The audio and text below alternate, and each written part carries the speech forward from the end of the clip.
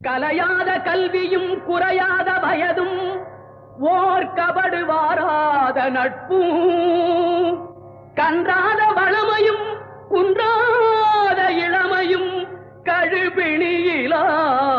உடலும் தலியாத மனமும் அன்பு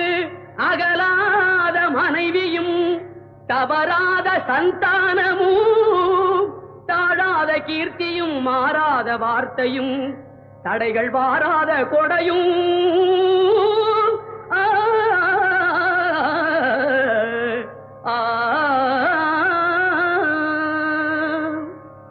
தொலையாத நிதியமும் கோணாத கோலும்